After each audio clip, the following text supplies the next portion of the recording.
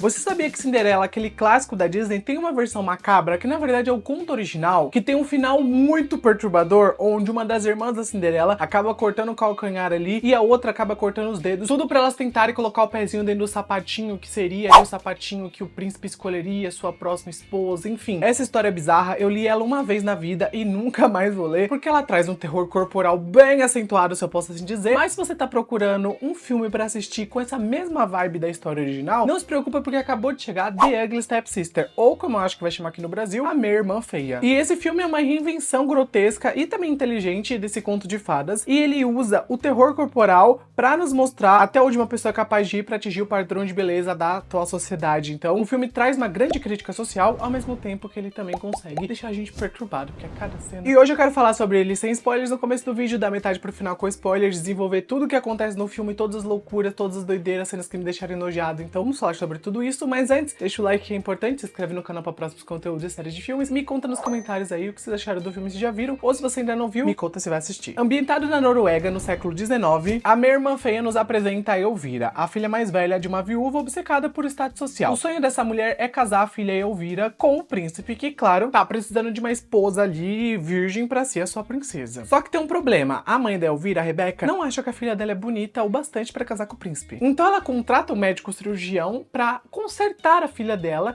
pra ela se tornar perfeita. E o que começa com algumas mudanças simples vai evoluindo para um procedimento cada vez mais invasivo e extremo, que vai transformar a Elvira na esposa ideal para estar o príncipe. Enquanto isso, a gente também conhece a Agnes, a minha irmã, muito mais bonita, muito mais doce, muito mais legal da Elvira. Que é basicamente tudo que a Elvira não consegue ser, mas que ela tenta ser. E se não ficou claro, a Agnes é a versão da Cinderela aqui no filme, tá? E assim, a gente vai acompanhar ao longo da história a Elvira ficando obcecada pela perfeição, a mãe dela pilhando a cabeça dela com isso, falando, realmente, você precisa ficar obcecada mesmo, você precisa ser perfeita mesmo. E isso vai levar ela pra um caminho insano, cheio de coisas grotescas, cheio de dor, cheio de automutilação, se eu posso assim dizer, porque, meu, quanto mais ela tenta ser perfeita, mais ela se ferra. E esse filme é uma experiência visceral que pega o conto da Cinderela, vira ele do avesso, aperta, sei lá, torce esse conto e transforma tudo numa grande crítica sobre os padrões de beleza, assim como aconteceu ano passado com A Substância, que foi um terror corporal muito bom, que também trouxe esse debate. Já até falei sobre o filme aqui no canal, depois dei uma olhada porque tá bem legal o vídeo. Só que assim, depois de te The Ugly Stepsister, eu percebi o quanto A Substância ainda foi leviano com alguns momentos, porque eu achei The Ugly Stepsister muito mais pesado, e ó que eu já tinha achado A Substância pesado no terror corporal. Mas aqui as coisas são tão mais pontuais, porque A Substância era tudo mais grandioso, então, ele ia pra um lado um pouco mais ali ficcional. Aqui eu sinto que é tudo tão enraizado numa realidade que eles estão vivendo ali no século XIX,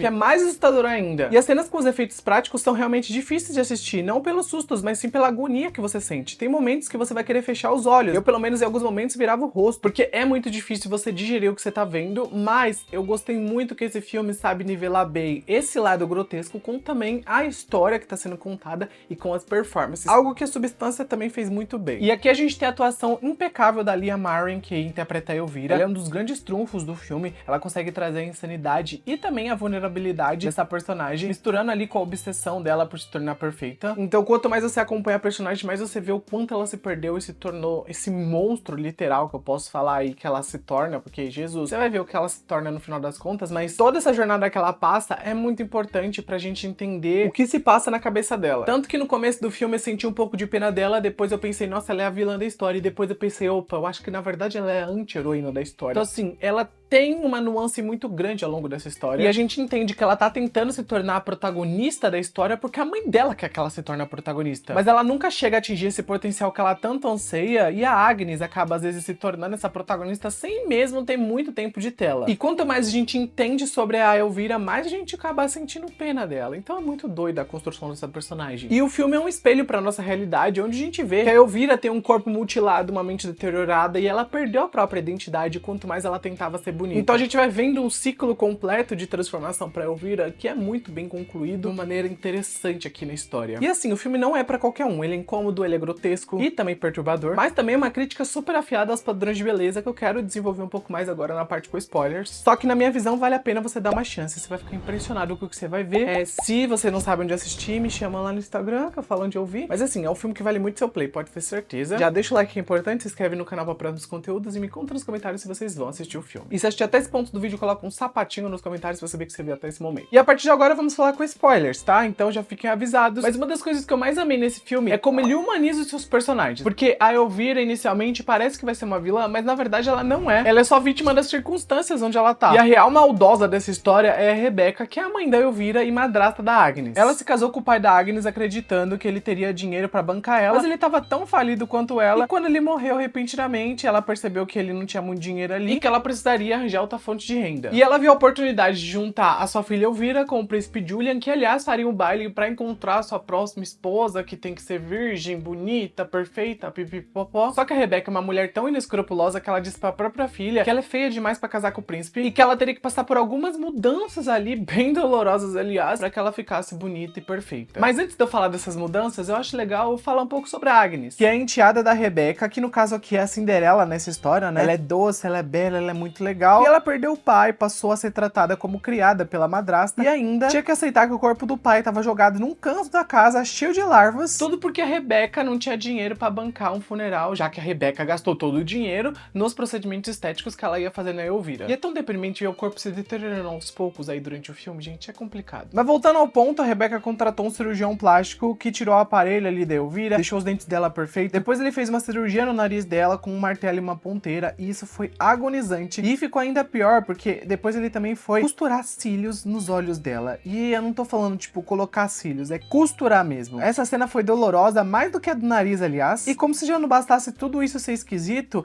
a Elvira ainda chegou a comer um ovo de tênia pra manter o peso. E quando fala tênia, eu só lembro daquele meme do TikTok, né, do episódio de American Horror Stories, que a personagem come uma tênia pra ficar magra. Enfim, eu sempre lembro desse áudio. Mas como diria Beyoncé, né, a beleza dói. Pretty hurts.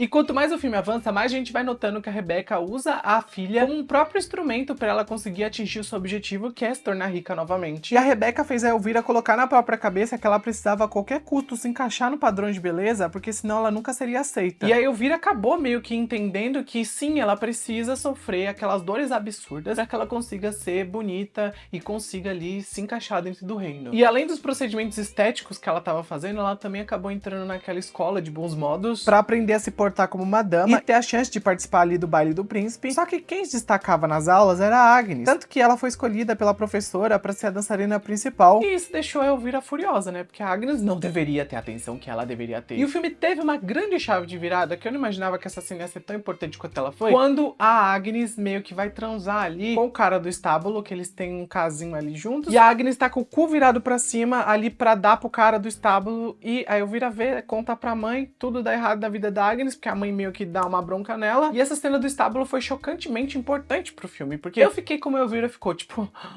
que é isso, gente? O cuzão da Cinderela aberto, virado pra cima, não era algo que eu esperava ver num filme, não era algo que eu esperava ver nunca, tipo assim, é a Cinderela. E ainda mais o pau do cara do estábulo aparecendo também, que eu acho que era prótese, mas enfim, também foi outra coisa. Depois o leite ali no chão, nossa, foi um aglomerado de coisas acontecendo nessa cena, e foi tudo muito chocante, mas foi muito bom, porque isso é o ponto de virada pra história, para as coisas alavancarem ali pro último ato. Então é algo muito importante que eu não imaginava que seria tão importante, até ver que isso seria importante. Então assim, Jesus, essa cena realmente foi um grande choque desse filme. E assim, é doido pensar que no começo da história, a Elvira ainda admirava a Agnes, porque a Agnes realmente era boa e tratava ela bem. Mas essa admiração se transformou em ódio por conta da Rebecca, que corrompeu a cabeça da Elvira, fazendo ela acreditar que ela deveria ser muito melhor que a Agnes e que a Agnes não era nada. E quanto mais a Elvira sentia raiva, e quanto mais a Elvira focava só em parecer perfeita, mas ela tava se ferrando, tanto que tem um momento na história que ela percebe que ela tá ficando careca. E eu imagino que isso aconteceu por causa da tênia que vivia dentro dela, né, e consumia ela aos poucos. Principalmente que esse verme fazia ela comer igual uma doida, mas os nutrientes que deveriam ir pro corpo dela não iam, porque o verme tava pegando esses nutrientes. Tem até o momento que a Elvira vomita ali alguns ovos de tênia de dentro dela, então assim, é nojento demais, é grotesco demais, e quanto mais nojo eu sentia nesse filme, mais eu ficava viciado nele, impressionado com a forma com que toda a identidade visual era construída, gente. Tem uma coisa que esse filme arrasou, foi na identidade visual. É um filme que consegue ser muito brutal visualmente, porque a gente olha e pensa, puta que pariu, que mente diabólica que fez isso, sabe? É uma coisa que eu lembro até de Wahlberg, sabe? A brutalidade que o Eli Roth trouxe lá, eu senti um pouco aqui. E assim, o filme vai caminhando, né? A gente vê que pra contornar a calvície da Elvira, a Rebecca vai lá e põe uma peruca nela e fala, vai querida, vai que é sua chance. E enquanto a Rebecca e a Elvira faziam de tudo pra conseguir impressionar o príncipe, a Agnes estava sendo ela mesma e tava super feliz que ela iria ali no baile, e ela tava até meio que com um sorriso no rosto, mesmo mesmo ela não tendo nada, igual a Elvira tava tendo, né, toda a atenção, ela ainda tava contente. A Elvira foi lá, rasgou o vestido dela, que falou, não vai ter gente contente aqui nessa casa não, caramba. Mas mesmo ela destruindo o sonho da Agnes, a Agnes ainda ficou muito na dela, e no dia do baile a Elvira percebeu que, mesmo ela estando bonita, por fora, ela tava horrível por dentro, ela tava se sentindo muito mal. Não só do estômago, que ela tava com aquela tênia consumindo ela, e ela realmente tava fazendo barulhos ali da barriga o tempo inteiro, e esses barulhos estavam me incomodando de tanta raiva que eu tava sentindo dela. Como também ela tava vivendo naquela competição de impressionar o príncipe lá no baile. Parece que as mães das virgens, né, estavam oferecendo as filhas como se fossem objetos pro príncipe. Então tava uma loucura esse baile, parecia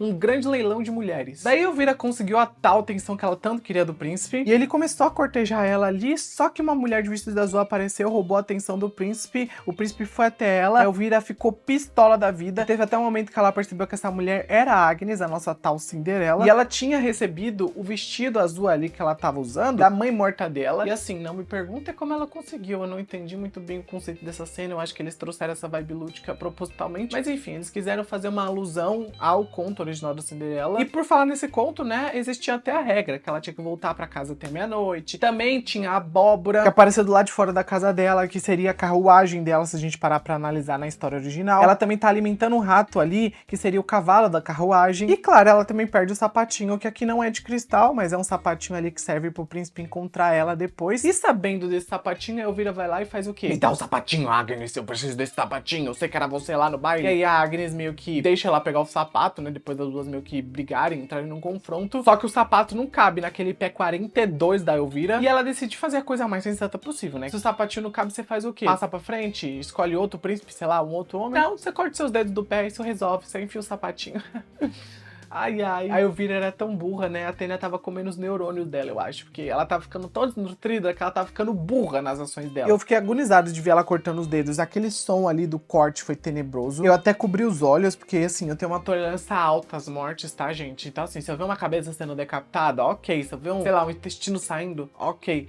Mas, gente, se eu ver um dedo sendo cortado, dói. Se eu ver uma unha sendo arrancada, Jesus, eu cubro o olho. Se eu vejo alguma agulha enfiando numa veia, eu cubro o olho. Eu tenho esse problema com coisas pequenas entrando no corpo, mas cortes grandes assim eu não ligo. E acaba que a Elvira bate o cutelo em cima dos dedos, só que os dedos não saem, só ficam pendurados ali. E assim, gente, eu pensei, meu Deus do céu, essa menina é muito retardada. Ela cortou os dedos e ainda cortou os dedos do pé errado. Quando a mãe fala, minha filha, você cortou o dedo do pé errado, eu falei, ô, filha da puta! E a Rebeca, que é mais doida que ela, em vez de falar, filha, você é muito louca, querida. Não, ela vai lá e corta os dedos do pé, que a Elvira não terminou de cortar, e vai lá no outro pé e corta os outros dedos. Puta que pariu. Com uma mãe dessa, você não precisa nem de inimiga, filha. E depois de tanta maluquice, a Elvira começa a tossir sangue, começa a andar ali pra ir pro andar de baixo da casa. Mas como ela tá sem dedos, né, ela não tem sustentação, porque os dedos são a sustentação do nosso corpo e fazem a gente andar. E eu achei, sinceramente, lindo ver a Elvira se espatifando na escada. E ficando com o nariz e os dentes quebrados, o cabelo dela todo fudido, ela tava com a cara toda feia e ferrada. E ela fez tudo isso por nada, porque se vocês forem parar pra analisar, o príncipe foi pra quem? Pra Agnes, porque a Agnes era boa de coração. A Agnes era bonita. A Agnes tinha essa bondade que transparecia fora de toda a perfeição ali que a Elvira tava tentando encontrar. Então o filme ensina que o que a gente tem por dentro é muito melhor do que o que a gente tem por fora. Então a beleza é superficial das pessoas. Às vezes o coração importa mais. E no final das contas, a única que se importava com a Elvira era a Alma, que desde o começo tava sempre tentando mostrar pra ela que, minha filha, você não precisa ser bonita igual a Rebeca tá falando pra você, não. Você pode continuar sendo você mesma. E aí acaba que a Alma ajuda a Elvira a tirar a Tênia de dentro de si, e a cena da Alma puxando a Tênia foi nojenta, mas depois a Elvira cuspindo os outras Tênia de dentro dela foi a cereja do bolo dessa nojeira completa. A gente também viu a Rebeca mamando novinho ali, só pra comprovar o quanto ela era inescrupulosa, porque tipo assim, a filha dela tava precisando dela no momento mais crucial ali, ela tava cagando, ela tava querendo só pegar o novinho, porque o novinho tinha dinheiro, então ela precisa de dinheiro, e ela tava tipo,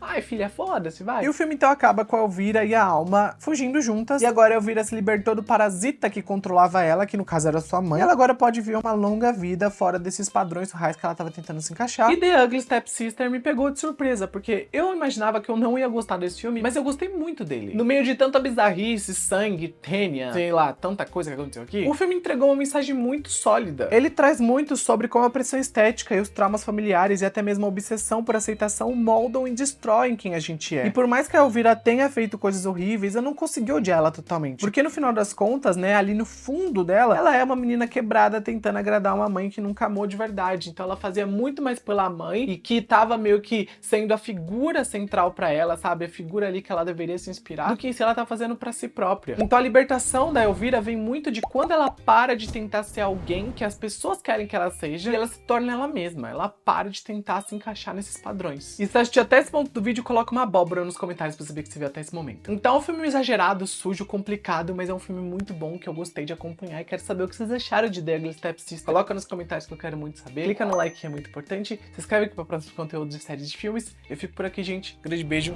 Até o próximo vídeo e tchau!